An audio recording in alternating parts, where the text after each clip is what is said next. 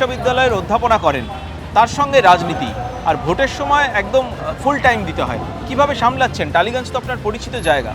হ্যাঁ, প্রথমত আমার ক্যাচমেন্ট এরিয়া বলতে যা বোঝায়, আমি যেখানে থাকি টালিগঞ্জ একই জায়গায়, ফলে সেই হিসেবে এই লোকজন, এলাকা, মানুষ চেনা, ভালো মন্দ সবই চেনা। বিশ্ববিদ্যালয়ের কাজ সেটাকে সামলাতে হয়। এই সকালবেলার প্রচার সেরে তারপর আবার দুপুরবেলায় ক্লাস নিই, অনলাইনে নিচ্ছি, কখনো কখনো হাইব্রিড মোডে নিচ্ছি, সব মিলেই চলছে। ফলে ইলেকশন আমার কাছে নতুন না, আমি এর আগেও প্রতিদ্বন্দ্বিতা করেছি। ফলে প্রতিদ্বন্দ্বীও কার্যত এক ছিলেন, কেন্দ্রও একই ছিল, একই জায়গা থেকে আমি করেছি।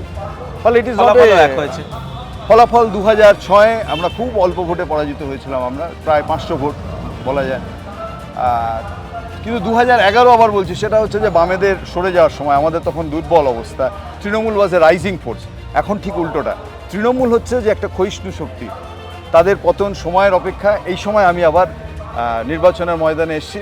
তাহলে আমরা আশাবাদী যে এই ক্ষয়িষ্ণু অবস্থায় তৃণমূল যেখানে পৌঁছেছে, তাদের চলে যাওয়াটা সময়ের অপেক্ষা, এবং টালিগঞ্জ ঠিক সেই একই ধারায় বইতে থাকবে।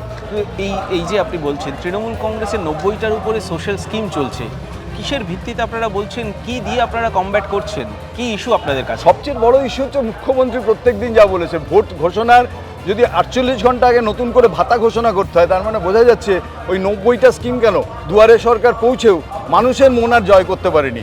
প্রবল অ্যান্টি এস্টাবলিশমেন্টের হাওয়া, ট্রেনে, বাসে, ট্রামে, অটো, টোটোয় যেখানে যান, তৃণমূল কেন খারাপ এটা বোঝাতে অপেক্ষা করতে হচ্ছে না। আপনি শিক্ষা থেকে স্বাস্থ্য, শিল্প থেকে কর্মসংস্থান, কৃষি থেকে ল অ্যান্ড অর্ডার, আপনি যেদিকে তাকান, আমি যদি বলি যে গত 5 বছরে ব্যর্থতার একটা নতুন মডেল তৈরি করেছে। ফলে এই যে গোটা রাজ্য জুড়ে যেভাবে দুর্নীতি হয়েছে, যার বিরুদ্ধে মানুষ খেপেছে, মানুষ বিরক্ত, মানুষ এদেরকে সুযোগও দিয়েছে তিনবার, 15 বছর কম না, একটা জেনারেশন প্রায় শেষ হয়ে গেল যাদের লেখাপড়া এই সময় হওয়ার কথা ছিল, লেখাপড়া শিখে কাজ করার কথা ছিল।